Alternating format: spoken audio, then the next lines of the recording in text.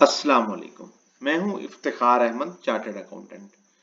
आज हम जो टॉपिक आपके सामने लेकर आए हैं वो बुनियादी तौर पर बिलोंग करता है कि जब हम एक से ज्यादा सोर्स ऑफ इनकम होते हैं तो उसकी टैक्स की कंप्यूटेशन किस तरह से होती है। आज हम उसका एक ओवरऑल और बेसिक सा उसको समझेंगे।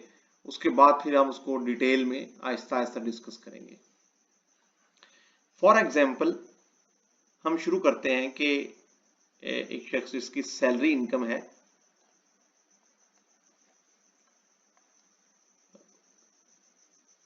2 मिलियन की, और इस 2 मिलियन की सैलरी के ऊपर जो उसका टैक्स बनता था वो विद हेल्ड हो गया हुआ है। उसके बाद उसको रेंट आया है 1 मिलियन का। टोटल जो उसकी इनकम बन गई वो बन गई 3 मिलियन की।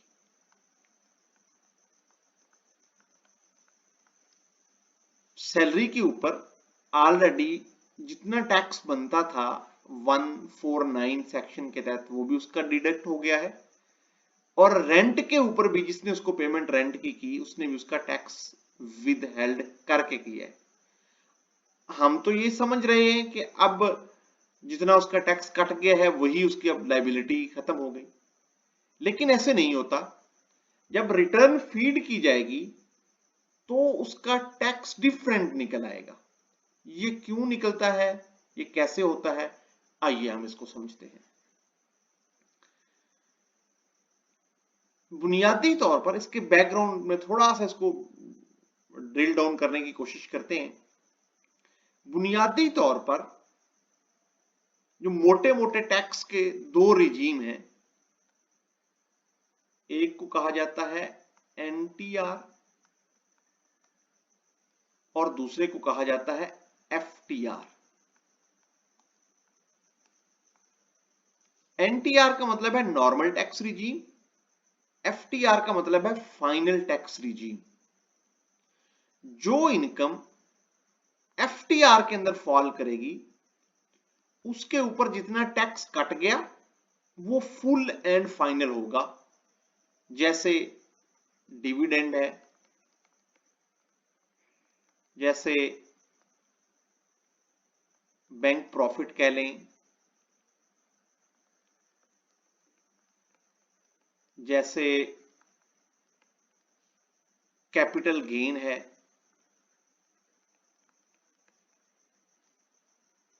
तो जब ये आपको इनकम मिलती है तो जो टैक्स इसके ऊपर कट जाता है वो फाइनल होता है, मजीद इसके अलावा कोई और टैक्स नहीं देना पड़ता। जबकि जो एनटीआर की इनकम होती है वो ऐसे नहीं होती। एनटीआर में मेजर जो उसके हेड बनते हैं वो सैलरी है,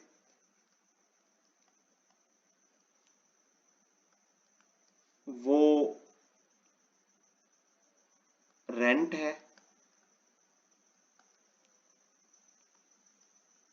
इसमें कुछ हिस्सा कैपिटल गेन का भी होता है,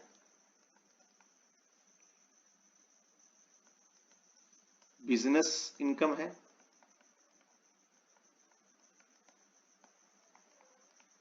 और कुछ अदर सोर्स होते हैं।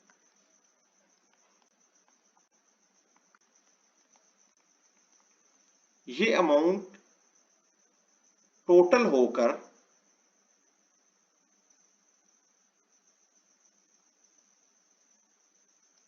इन सबको क्लब कर दिया जाता है। जो इनका टोटल अमाउंट बनेगी उसके ऊपर टैक्स अप्लाई होगा। आगे ये बड़ा इंटरेस्टिंग है कि ये जो टोटल बनेगा अमाउंट, इसमें आगे मजीद दो तरह से टैक्स अप्लाई होता है। एक पर सैलरी के रेट लगते हैं, एक पर अदर देन सैलरी रेट लगते हैं। अगर एनटीआर की टोटल इनकम में 75% तक सैलरी का हिस्सा शामिल हो तो उसके ऊपर स्लैब रेट सैलरी वाले लगते हैं। अगर 75% से कम सैलरी हो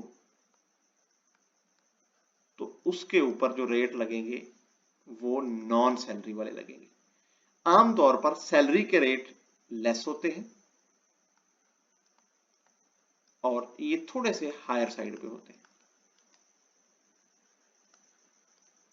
अच्छा जी, अब अगर हम इसको देखते हैं तो जो टैक्स हमारा at the time of payment, जो सैलरी की जो मेरी 3 मिलियन की जब मेरी पेमेंट मुझे मिली तो उसके ऊपर जो टैक्स विदहेल्ड किया एम्प्लॉयर ने वो अमाउंट बनती है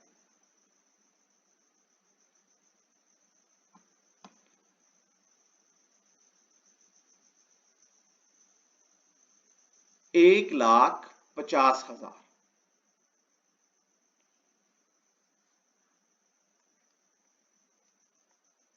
जितना टैक्स बनता था उसने इतना टैक्स मेरा विदहेल्ड कर लिया।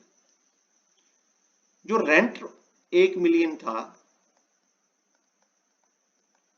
सॉरी सैलरी 2 मिलियन की अमाउंट पे इतना टैक्स बनता है।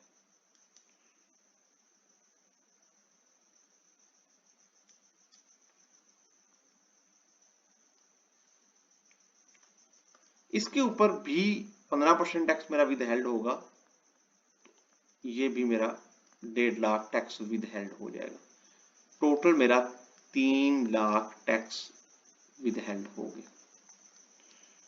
लेकिन जब मैं अपनी रिटर्न फीड करूंगा तो जो रिटर्न मेरा टैक्स निकालेगी, जो इनकम टैक्स मेरी लायबिलिटी बनेगी,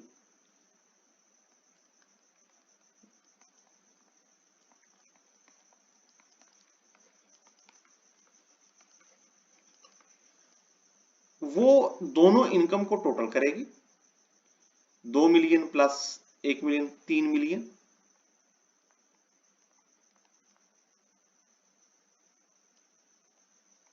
इसके ऊपर स्लैब रेट अप्लाई करेगी और उसके बाद टैक्स लायबिलिटी निकाल देगी। अब 3 मिलियन के ऊपर स्लैब रेट डिफरेंट होगा।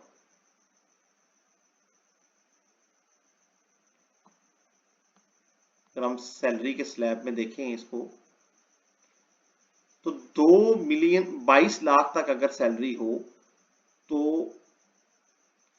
30,000 और 15% ऑफ 1 लाख 12 लाख से ज्यादा जो अमाउंट होगी।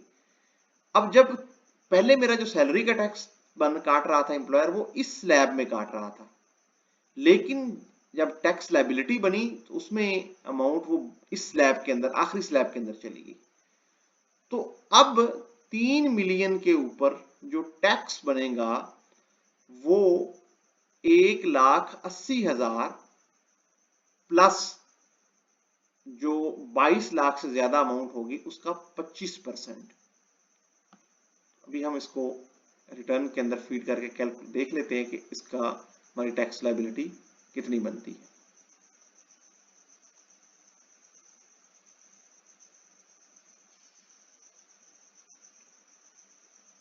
अगर मैं 1 मिलियन की इसमें ऐड करवाऊं रेंटल इनकम, तो जो मेरा टैक्स बनेगा टोटल 2 मिलियन सैलरी का प्लस 1 मिलियन 5,30,000 रुपया टोटल टैक्स बन गया। रिटर्न ने कैलकुलेट कर दिया।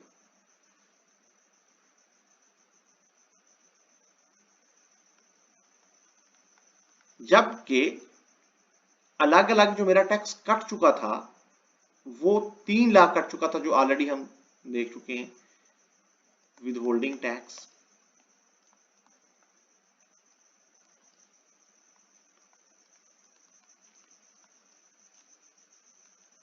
तो जो मेरी लायबिलिटी बनी net payable at the time of return वो बना 2,30,000। अगर हम इस सारे सम अप करें तो बुनियादी तौर पर जब टैक्स कट रहा होता है वो डिफरेंट मेथडोलॉजी से कट रहा होता है, विद होल्डिंग टैक्स होता है।